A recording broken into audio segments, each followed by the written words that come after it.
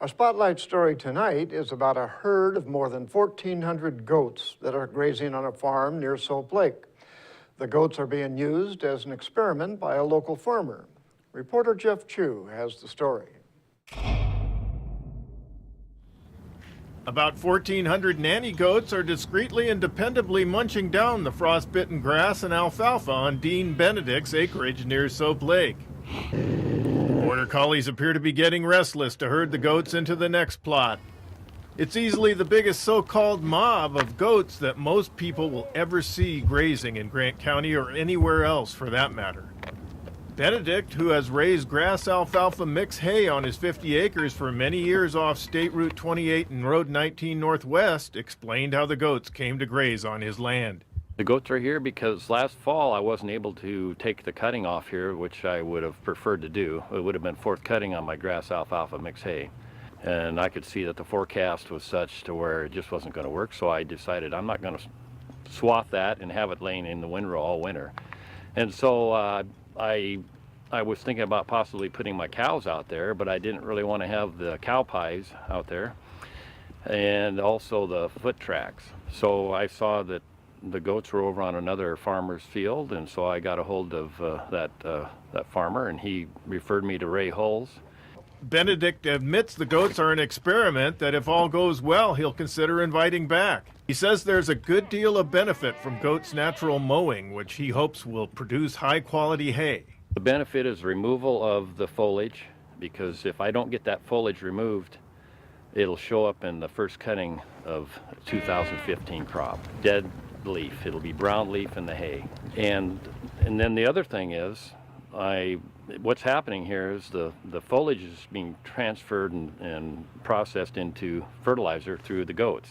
Ray Hulls owns the goats, part of his mob of about 8,000 head of goats he grazes along the west coast from Canada to Mexico.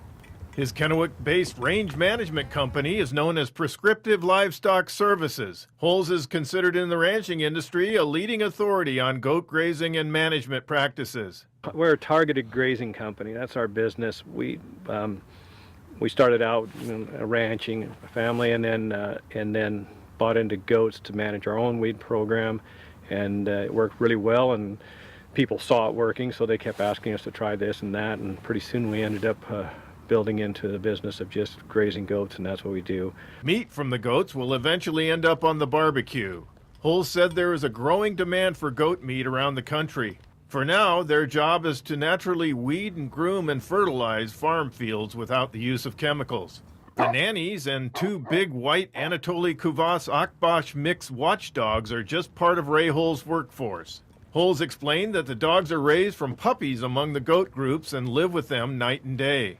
Yeah, as soon as they're weaned from their mothers, they get put into a area where there's typically smaller goats, kids, or then they just grow up as a goat, and they learn to bond with that. Hulls' goats are used at various grazing sites and as far east as Montana.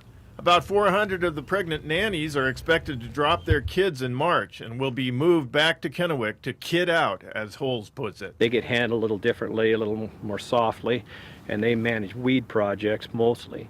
Then we have other groups of goats that are either yearlings or older goats that we use for brush goats or different type of projects where we have to split them into small groups. Also watching over and managing the goats are two Peruvian goat management specialists who were brought in on special work visas.